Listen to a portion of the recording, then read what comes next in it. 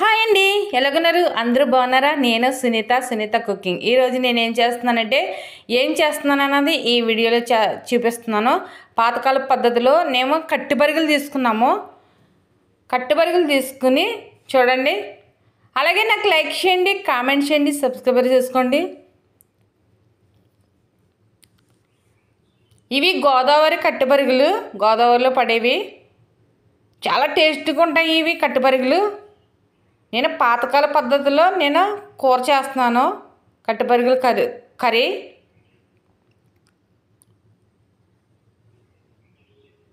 అలా కత్తిపెట్టి తీసుకున్నాను. కత్తిపెట్టి తీసుకుని ఎలా చేయాలన్నది నేను చూపిస్తున్నాను.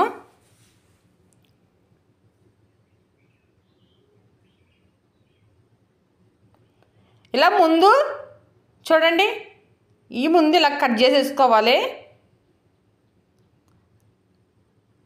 చెంకులు ఇలా చిన్న చిన్నవి తీసేయాలి. కళ్ళు ఉంచుకుని ఇవి చెంకులు సైడు ఇలా కట్ చేసుకుని లోపల ఇలా తీసేసుకోవాలి.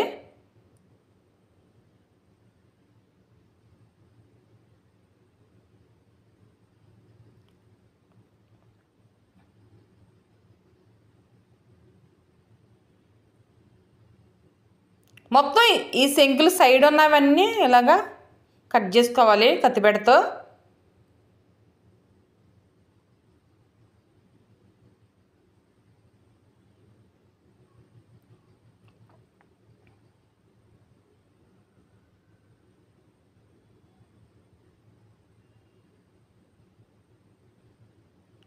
చూడండి, ఇదంతా మొత్తం ఇలా సైడ్లు తీసేసుకున్న తర్వాత నీట్గాను ఇలాగ మనకు పలుసు ఉంటుంది కదా పైన, అది ఇలాగ కత్తిపెడతో ఇలా తీసేయాలి.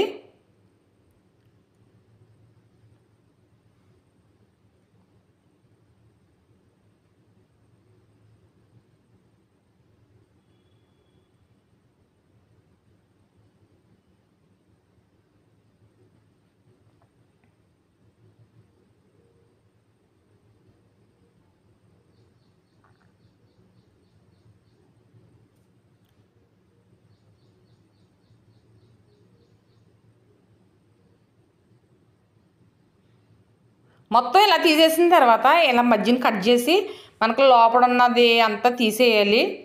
పేగులు ఇవన్నీ ఉంటాయి కదా, ఇదంతా తీసేసుకుని నీట్గా చేసుకోవాలి.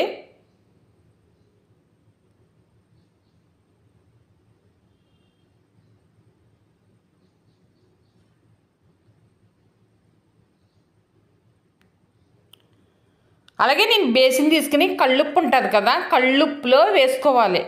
ఇలాగా కళ్ళుప్పి తీసుకుని ఇవి వేసుకుని వాటర్ పోసుకోవాలి. ఇది కూడా అలాగే చేసేయాలి. మనకి ఎప్పుడైనా సరే చేపలో ఎక్కువ టైం ఉండాలి, మనం ఒక అరగంట గంట తర్వాత చేసుకుందాంలే అని మనకి ఎప్పుడైనా బద్ధకం వస్తే, మనకు ఫ్రిడ్జ్ లేని వాళ్ళు ఉంటాం కదా, అలాంటి వాళ్ళు మనకు బేసిన్లో చక్కగా వాటర్ పోసుకుని ఉప్పు వేసి లైట్గా వాటర్ పోసుకుంటే ఏం అవసలే. చూడండి ఎలా చేసుకోవాలి. మొత్తం ఇవన్నీ ఎలా చేసేస్తాను, మొత్తం ఇవన్నీ చేసేసాను. అలాగే నీట్గా రాడ్ మీద వేసి బాగా మనం బ్లాక్ లేకోకుండా చక్కగా నీట్గా తోముకోవాలి. చూడండి ఎంత తెల్లగా వచ్చిందో, ఇలా రావాలి. మనకి చేపల కూర వండుకున్నప్పుడు నీసు అన్నదే మనకు రాదు. మనకి ఉప్పు కళ్ళు ఎక్కువగాను మనం ఇది పులుసు అంతా తీసేసిన తర్వాత వాటర్లో కొంచెం కళ్ళుప్పు వేసుకుని తర్వాత నీట్గా తోమేసుకున్న తర్వాత 2-3 సార్లు దాకలో వేసి కళ్ళుప్పు వేసుకుని శుభ్రంగా ఇటు అటు వైపు తిప్పాలి. మనకి ఇంకా నీట్గా వచ్చేస్తాయి. అలా చేసేస్తాను నీట్గా. నేను గరిగ్గా కూడా ఉన్నాయి.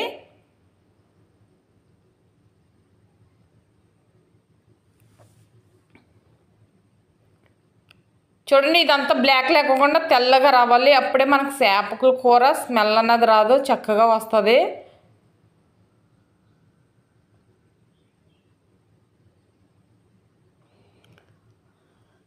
అయిపోయిన తర్వాత నేను చేపలకి దాక తీసుకున్నాను. కొంచెం చేపల దాకా తీసుకున్నాను. ఇలా లోతుకి ఇలాగ వేలాడుపుగా ఉండాలి. ఈ చేపలన్నీ నేను తోమిపెట్టినవి అవన్నీ వేసేస్తున్నాను.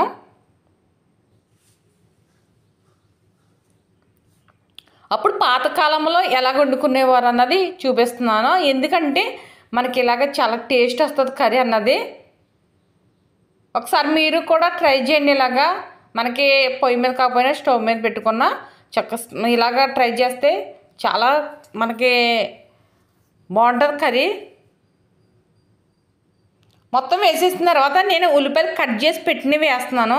ఒక 4 ఉల్లిపాయలు తీసుకున్నాను. అవి చిన్న చిన్న ముక్కలుగా కట్ చేసేసాను. అలాగే పచ్చిమిరకాయలు ఒక 5, అలాగే కరివేపాకు కూడా అలాగే వేసేసాను రొబ్బలతో పాటు కడిగేసి. అలా వేసిన తర్వాత చిన్న స్పూనుడు పసుపు,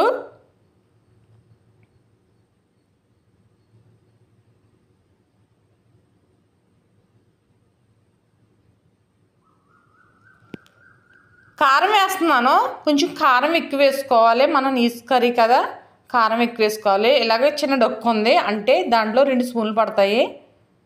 అదిగో 4 స్పూన్లు వేసినట్టు. నేను మళ్ళీ 1 స్పూన్ వేసాను, 5 స్పూన్లు వేసినట్టు. కారం నేను ఎక్కువ కొంచెం తీసుకున్నాను. అలాగే కల్లుప్పు వేస్తున్నాను. సరిపడగా కల్లుప్పు వేసుకోవాలి, సరిపోకపోతే మనం తర్వాత వేసుకోవచ్చు. అలాగే ఆయిల్ కూడా ఎక్కువగా పోసుకోవాలి, అంటే కర్రీ అన్నిటిలో కొంచెం ఎక్కువ ఆయిల్ పోసుకోవాలి.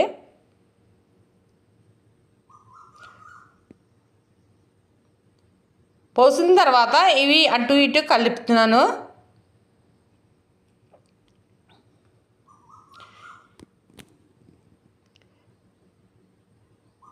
ఇలా కలిపెట్టిన తర్వాత ఇది తరుపు పెట్టిన కూర, ఇది తరుపు పెడుతున్నాను.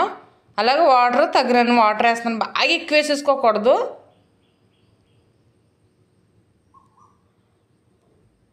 ఇది మనం ఇలాగ అనుకోవాలి. దాంట్లో మొత్తం వేసిన తర్వాత చూడండి ఇలాగ వచ్చేయాలి పైకి.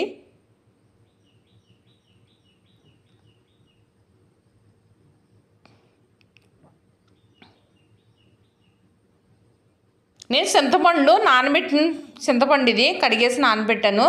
కొంచెం ఎక్కువ తీసుకోవాలి చింతపండు అన్నది, కొంచెం చేపల కర్రీలో ఎక్కువ వేయాలి.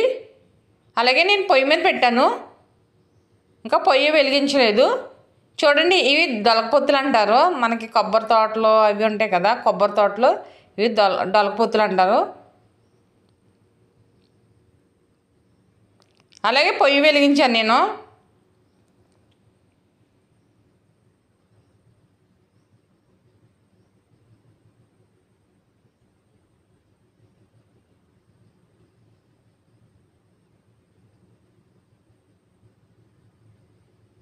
ఇది దాగా నేను మట్టి పామను, అదే నేను చెప్తున్నాను మీకు. మట్టి పామితే కొత్త దాకలకి బాగా అసలు మాడిపోవు. మనం మట్టి ముందు పూసుకోవాలి దాకకి. తర్వాత మనం ఇలాగా పొయ్యి మీద వండుకుంటే తొందరగా అయిపోతుంది. ఒక పాత వీడియో ఉంటుంది, ఆ వీడియోలో పెట్టాను ఎలాగన్నది. మట్టి పూసేసి మళ్ళీ తోముకుంటే తొందరగా అయిపోతుందని. ఒకసారి చూస్తున్నాను చూడండి, ఇంకేం అవ్వలేదు. నేను సందికాయలు తీసుకుని 2 లాలిక్కాయలు, దాసిన చెక్క, లైట్గా జీరా, ఇవి మసాలా సరుకులు లైట్గా తీసుకున్నాను కొంచెమే.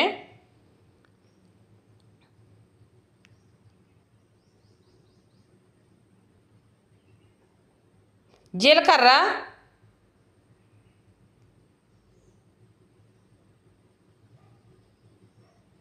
స్పూనున్నర జీలకర్ర వేసాను.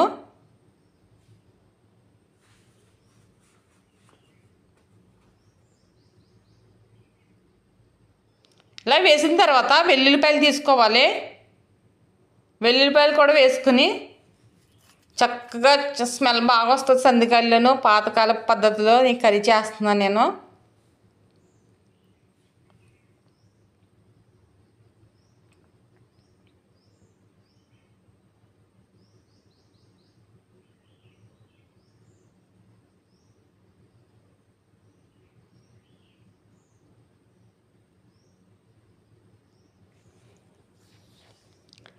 అలాగే చింతపండు అక్కడ కర్రీ అవుతుంది కదా, మెత్తగా పిసికేసుకుని మనము ఇందులో తుక్కు అన్నది వండుకోకుండా మనం తుక్కు తీసేసుకోవాలి.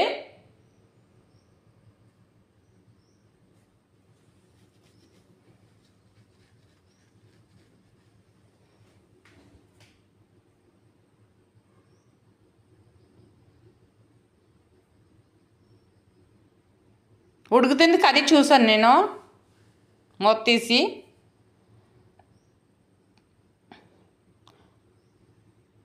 నేను పిసికేసి అది మనకి చింతపండు తుక్కంతా తీసేసి పెట్టింది వేసేస్తున్నాను. చింతపండు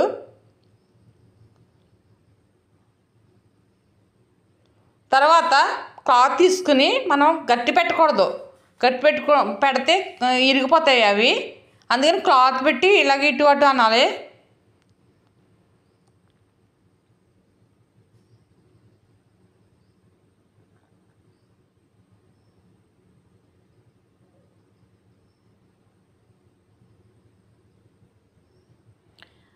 బాగా లైట్గా విగిరిపోయిన తర్వాత నేను జీలకర్ర వెల్లుల్లిపల్లి ఇవి వేసాను కదా, వేసేసుకోవాలి. అయిపోయిందండి. అయిపోయిన తర్వాత మీకు చూపిస్తున్నాను ఎంత బాగా స్మెల్ వస్తుందో. సూపర్గా ఉంటుంది టేస్ట్. కొంచెం చల్లారిన తర్వాత తింటే అసలు వదిలిపెట్టడము అంత టేస్టీగా ఉంటుంది కర్రీ. ఇలాగ ఒక్కసారి ట్రై చేయండి. కర్రీ అన్నది అదిరిపోతుంది.